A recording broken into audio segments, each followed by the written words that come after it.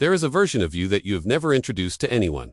Not to your closest friend. Not to the person you love most. Not even to yourself. Not fully. Not honestly. It lives in the pauses between your words. It exists in the choices you avoid making. It breathes inside the silence you fill with noise, with scrolling, with anything that keeps you from sitting alone in a room with nothing but your own thoughts. Carl Jung called it the shadow, and he believed it was the most important thing you would ever encounter in your entire life. Most people never do. Most people spend their whole existence outrunning it, building a personality that looks acceptable, wearing a face that gets approval, constructing a version of themselves that fits neatly into a world that rewards performance and punishes honesty. And they get so good at it, so frighteningly good, that they forget it is even a performance. They forget there is something underneath. But the shadow does not forget. It waits, it watches. And every time you react too strongly to something, every time someone irritates you for no logical reason, every time you judge a stranger with a fury that feels disproportionate, that feels almost personal, that is it. That is the part of you that got locked away, knocking on the door from the inside. This is not a self-help lecture. This is not about positive thinking or morning routines or becoming your best self by sunrise. This is about something far more uncomfortable. This is about the things you are hiding from yourself. Think about the last time someone made you genuinely angry, not mildly annoyed, not briefly frustrated. Genuinely, deeply angry, the kind where your jaw tightened, and your chest went hot and something inside you wanted to say something you would never actually say out loud. Now ask yourself a harder question. What specifically triggered that reaction? Because here is what nobody tells you. The things that enrage you most in other people are almost always the things you most fear exist inside yourself. The person who brags loudly irritates you because some part of you desperately wants to be seen and never allows yourself to be. The person who seems lazy and unbothered annoys you because you are exhausted from how relentlessly you perform discipline. The person who seems reckless and free makes something in you ache because you buried that version of yourself so deep, so early, you convinced yourself it never existed. This is projection, and it is not a weakness. It is not a flaw. It is a map. Jung understood that the psyche does not destroy what it cannot accept. It hides it. Everything you were told was bad as a child. Your anger, your neediness, your wildness, your sexuality, your ambition, your vulnerability. None of it disappeared. It just went underground. It became the shadow. And the shadow does not die quietly. It leaks. It shapes your choices in ways you cannot consciously trace. It chooses your partners, starts your arguments, sabotages your success at the very moment success becomes real. Modern society has made this worse. Dramatically worse. Because we live in an era of curation, you do not just hide your shadow from yourself anymore.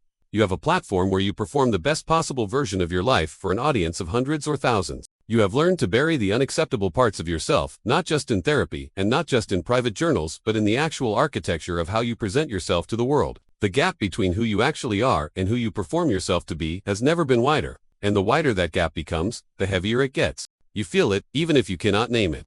That low-grade restlessness, that sense that you are performing something rather than living it, that strange loneliness you feel even in rooms full of people who like you because the people who like you are liking the version you curated. The real one is still somewhere in the dark.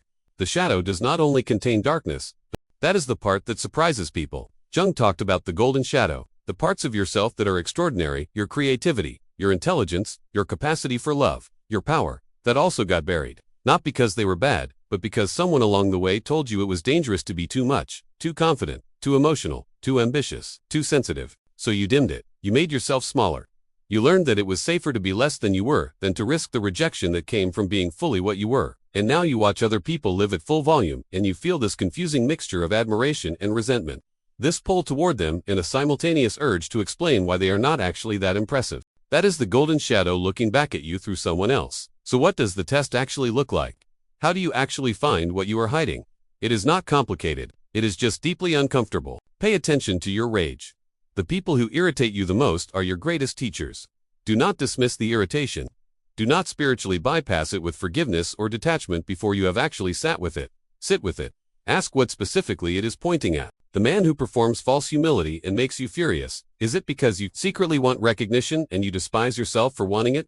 The woman who seems effortlessly desirable and makes you cold, is it because you starved your own desire so long ago that seeing it alive in someone else feels like an insult? Pay attention to your shame. Shame is not an emotion. Shame is a signal. It is the psyche telling you that something has been exiled, something has been labeled unacceptable and locked away. Where do you feel it? What topics make your face go tight and your voice go careful? What parts of your history do you edit when you tell your story? That edit is the shadow. That is where it lives. Pay attention to your compulsions. The thing you keep doing that you do not understand. The relationship pattern that repeats itself in slightly different costumes. The way you destroy things right before they become permanent. The way you choose people who cannot fully love you and then feel confused when they do not. The shadow is running these programs. Not some broken part of your character. A part of yourself that has been trying to communicate something for years, maybe decades, and has never been heard. Pay attention to your fantasies. Not just the ones you would admit to in daylight. The strange ones. The ones that embarrass you when you catch yourself having them.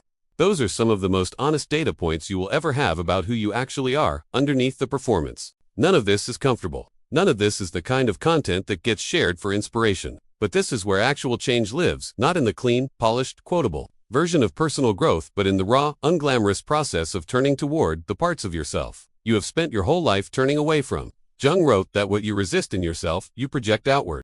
You see it in others. You fight it in the world. You organize your entire life around avoiding it within yourself. The person who is terrified of being seen as stupid will spend extraordinary energy performing intelligence. The person who fears being unlovable will become either relentlessly pleasing or will push everyone away before they get the chance to confirm what they already believe about themselves.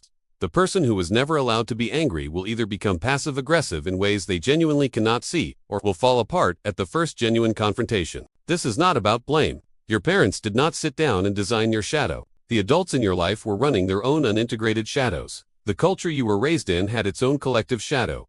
This is inheritance. This is what gets passed down invisibly, generation to generation. Not money, not land, but wound patterns dressed up as personalities. But you are here, you are reading this. And that means somewhere in you is a person who suspects that the story you have been telling about yourself is incomplete. That somewhere between the person you perform and the person you secretly are at 4 in the morning, when the noise is off and the armor is down, there is a version of you that is waiting. That has always been waiting. Integration is the word Jung used, not destruction, not suppression, not spiritual bypassing where you float above the darkness and call it transcendence. Integration. You look at the shadow. You stop pretending it is not yours. You bring it into the light, not to indulge it, not to become it, but to understand it, to take back the energy you have been spending on exile, to stop being at war with yourself. Because here is what the war costs you. Every part of yourself you suppress takes energy to suppress. Every shadow you manage requires maintenance. The performance of wholeness when you are fractured is exhausting in a way that sleep never fully fixes. That tiredness you feel, the kind that is not about sleep, that is the cost of carrying a self that is divided against itself. And the world benefits from your suppression. A person who does not know their own shadow is incredibly easy to manipulate. You can be sold things to manage your shame.